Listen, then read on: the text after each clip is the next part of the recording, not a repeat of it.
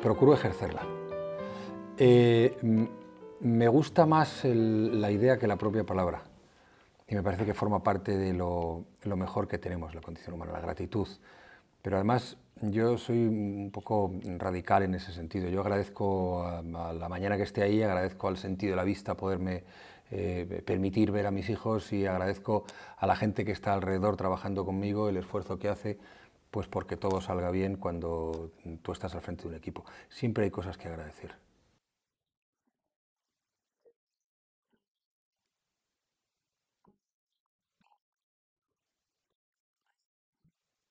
¿Te refieres a los agradecimientos o a la gratitud que hay? Está muy interesante. Porque es mi primera novela. Ha sido muy difícil, Juan. Porque escribir, cosa que yo ignoraba, y tú y yo hemos hablado en más de una ocasión de esto, del oficio de escribir, es mucho más duro de lo que podemos imaginar cualquiera. Digo que yo ignoraba la dureza. ¿Por qué me ha resultado duro? Porque, que me perdonen los que lo hacen, escribir no ficción es relativamente fácil.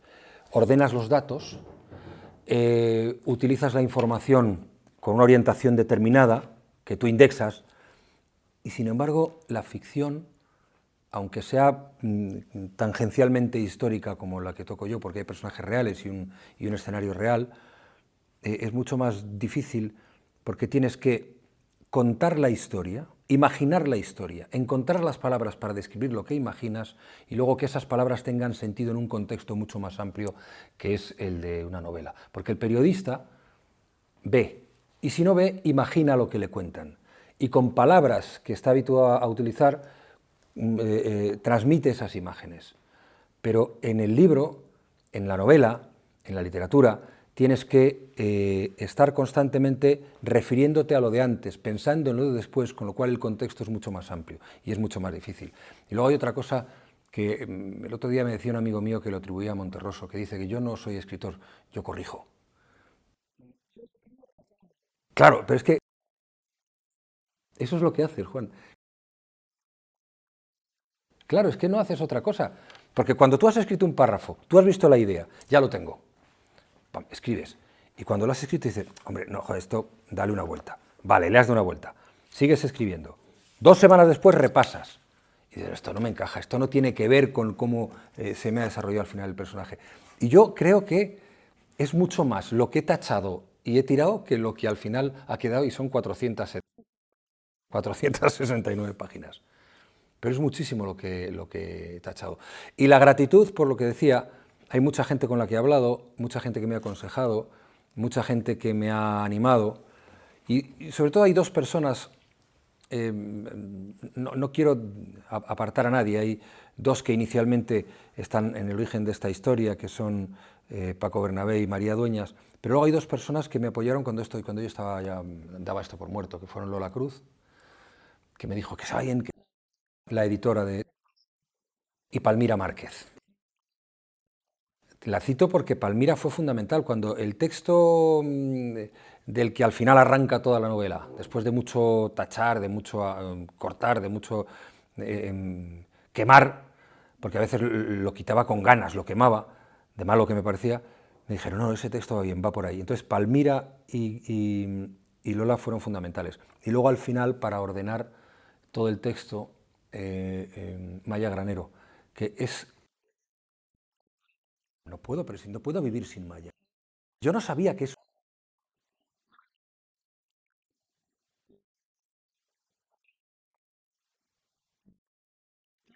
Es que yo no soy un escritor, yo soy un periodista que ha escrito una novela y que ambiciona poder escribir más con algo de criterio y que quede medianamente bien.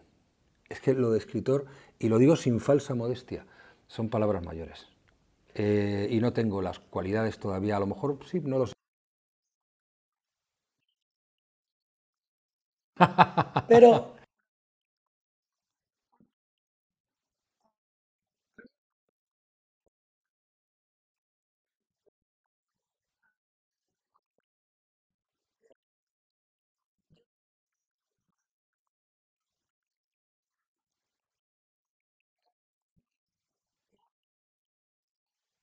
bueno, pues María se dio el pase. Pues mira, lo que me dijo Arturo es lo que está puesto ahí y es así. Un día yo, claro, acojonado, le digo, porque conoce al personaje y conoce el sitio. Ha vivido y ha nacido allí. Su abuelo era ingeniero de minas. Y entonces le dije, oye, tú no querrás escribir sobre este tipo, ¿no? Entonces me miró así y dice, mira, Juanra. Y me dijo una cosa muy, muy ingeniosa, muy, que me pareció que estaba muy bien. Dice, tú no eliges a los personajes te eligen a ti. El lobo no me ha elegido, te ha elegido a ti. Y joder, me quedé. No lo sé, no lo sé, porque yo tenía muchas ganas de escribir y no había encontrado la historia. Y ni había encontrado el hilo argumental, ni el lenguaje, ni nada, porque todo lo que escribía me parecía una mierda. Entonces, cuando me ponen delante, cuando me pone Paco Bernabé delante la figura del lobo, de Miguel Zapata, digo, coño, esto es un personaje literario como la copa de un pino. Y entonces se lo dije a María, digo, ay María, ¿qué tal? Y dice, no, no, yo ya tengo mi minero y tal, inténtalo tú. Y de hecho, al día siguiente me facilitó la primera información sobre este sujeto, la segunda. Y entonces cuando tuve el personaje y fui investigando, dije, bueno, esto es una novela, esto es una novela, y hay que escribirla muy bien, lo cual me iba acojonando. A medida que iba viendo el interés de la historia, me iba preocupando y dije, yo no voy a tener entidad para esto. De hecho, fue lo que me asustó muchas veces. Al final, cortando, limando, picando por un sitio, tirando por otro, pues me quedé con unos 100 primeras páginas, que fue lo que ya Lola me animó y me dijo, tira por ahí.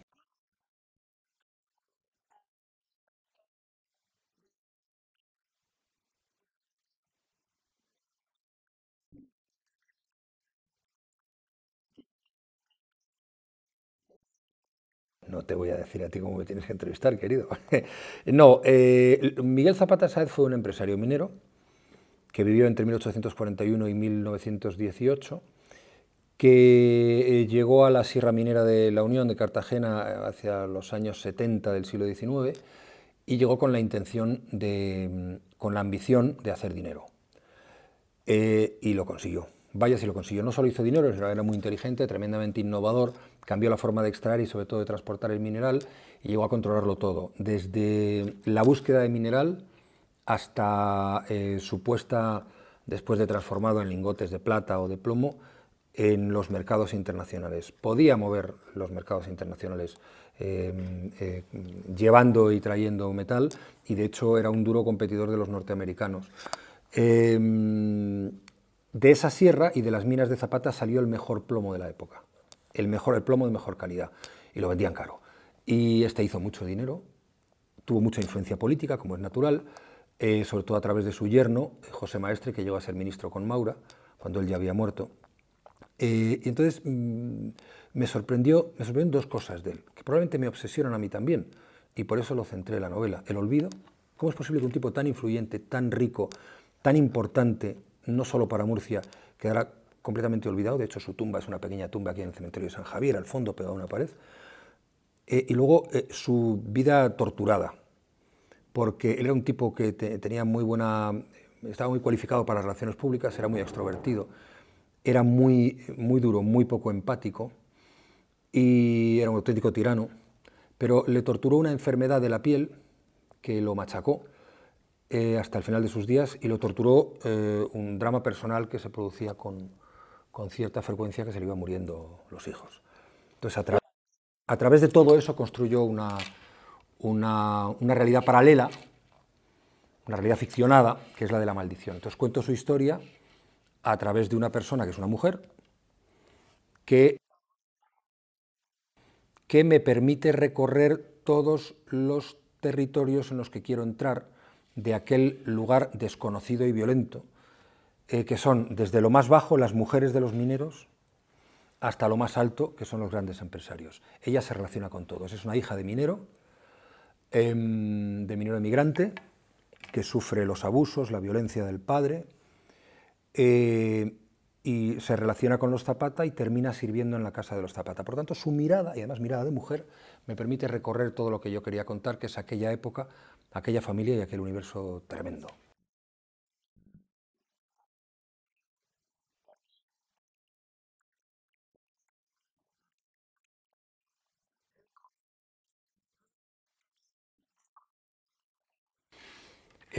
Puliendo mucho. La novela está muy trabajada en el sentido del lenguaje, que ahora hablaremos de eso si quieres, y luego en el realismo. Porque las tramas principales son ficcionadas, pero el escenario no. Los olores, la atmósfera, la contaminación, los ruidos, la violencia, las pistolas, todo eso está documentado por la prensa de la época y por alguna información que yo he manejado también, ¿no? De alguna documentación y personas como las que están ahí citadas que me han ayudado, ingenieros de minas, historiadores, cronistas de Cartagena. Entonces yo llego a esos detalles mediante mucho trabajo. Y a los de no ficción, partiendo de ese trabajo que tengo y ese conocimiento de cómo era aquello, puliéndolos mucho, entrando mucho en el detalle, corrigiendo y tachando mucho.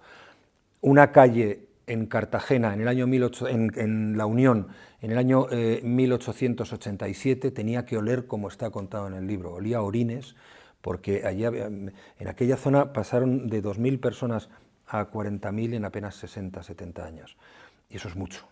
Entonces no había saneamientos, no había nada. Y eso he intentado contarlo con todo el detalle que he podido, igual que, como se cuenta al principio, porque en el verano de 1885 Cartagena se cerró por el cólera asiático. Y yo cuento parte de ese episodio, solo parte. Y también he procurado contarlo de la manera más fidedigna posible, no solo a la realidad de lo que sucedió, sino algo que a mí me ha gustado mucho hacer, trabajar en esta novela, que es especular sobre los sentimientos y las emociones de quienes protagonizaron estas historias. Eso ha sido para mí lo más interesante y lo más duro.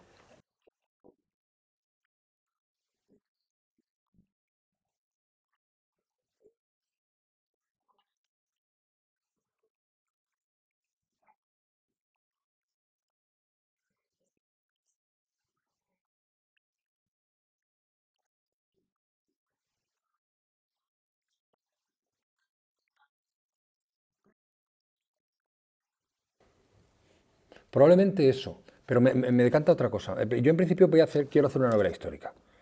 Y empiezo a investigar y tal. Pero me doy cuenta que lo que me interesa realmente es la personalidad del tipo, de Miguel Zapata.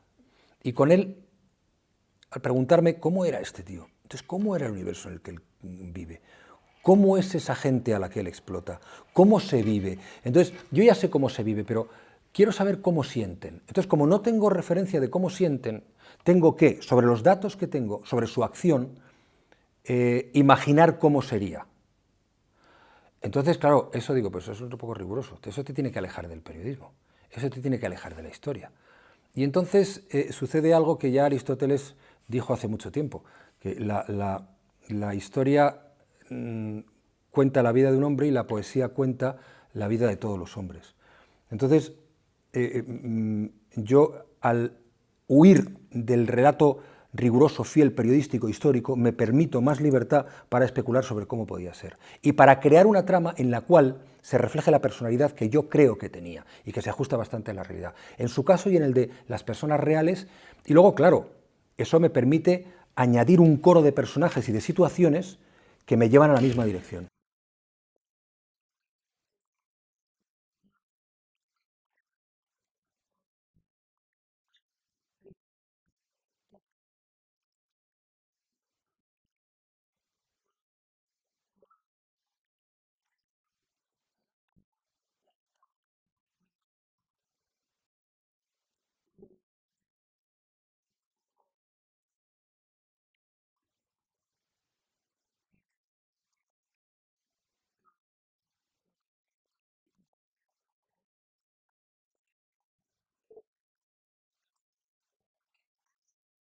Es muy buena, no sabía que lo había dicho, es muy bueno.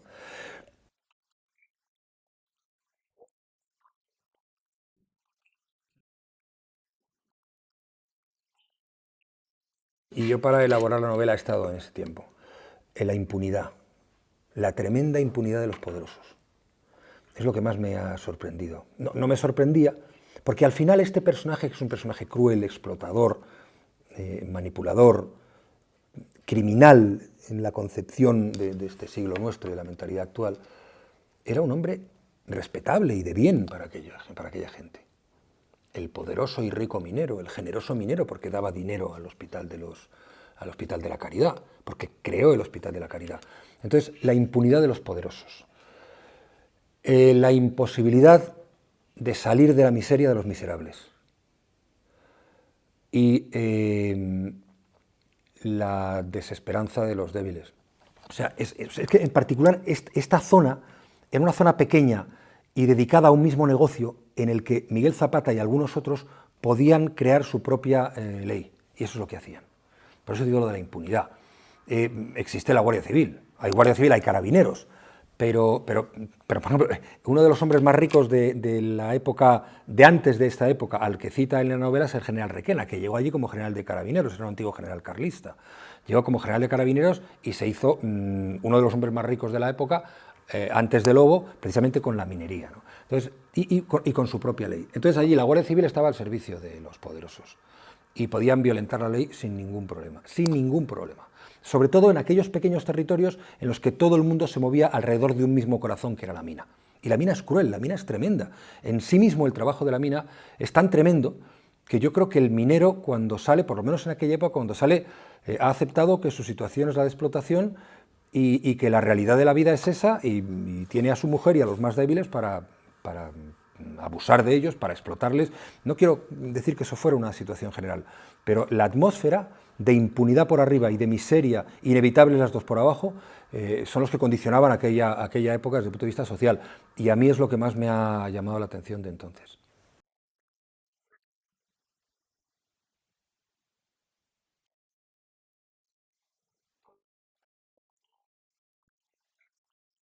La impunidad no se ha acabado, pero la sociedad no acepta comportamientos que antes eran aceptables.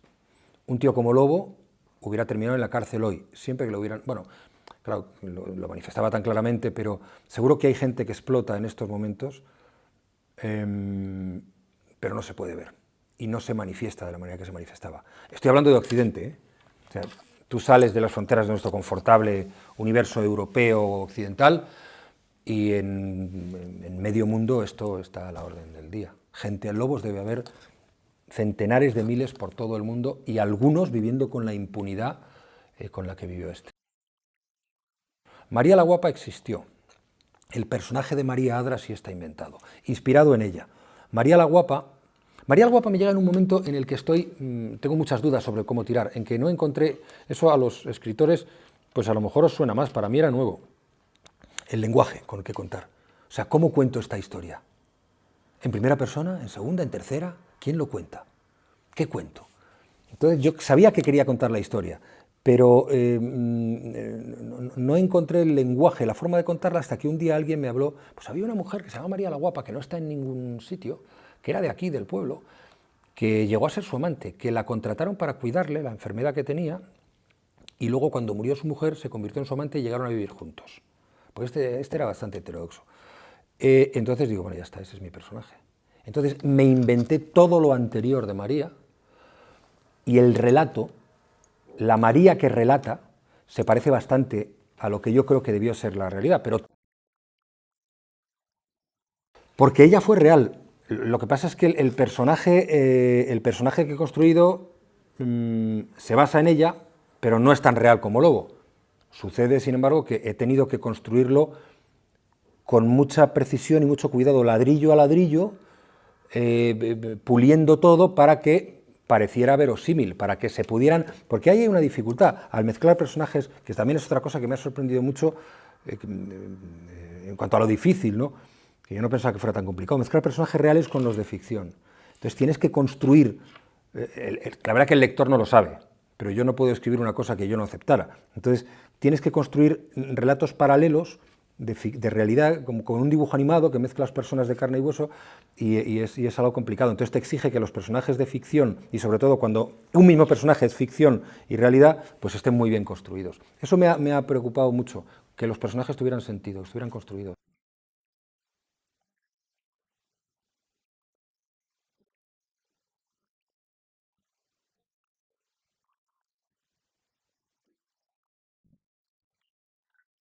Sí, sí. A ver, yo he aprendido mucho de mí. Y al meterme tanto en personajes, he sido personaje. Yo creo que mi experiencia debe haber sido parecida a la de un actor. que te metes en el personaje y terminas siendo él. Entonces, yo he aprendido, por ejemplo, mucho de las mujeres.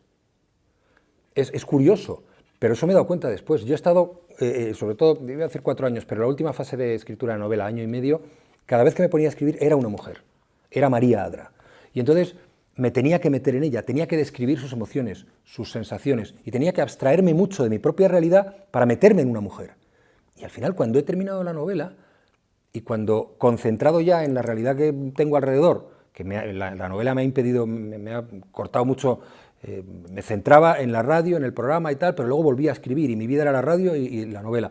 Ahora me he dado cuenta que entiendo mucho mejor muchas cosas que les pasan a las mujeres y que sorprendentemente todo esto me llega, cuando yo termino esto descubro pues que hay una revolución, no silenciosa pero pacífica de las mujeres. Y entiendo perfectamente quejas, manifiestos, protestas y la conmoción que se produce, sobre todo entre las mujeres, cuando pasa algo como lo de la manada, que puede estar jurídicamente muy bien justificado, pero que desde el punto de vista de una mujer que no necesariamente ha sufrido, sino una mujer que puede ser empática con otra, se entienden mucho mejor. Y a mí eso me ha permitido, he aprendido de la condición femenina, y supongo que tengo un lado femenino mayor de lo que yo creía.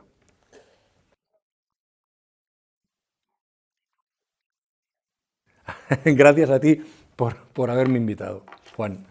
Un placer.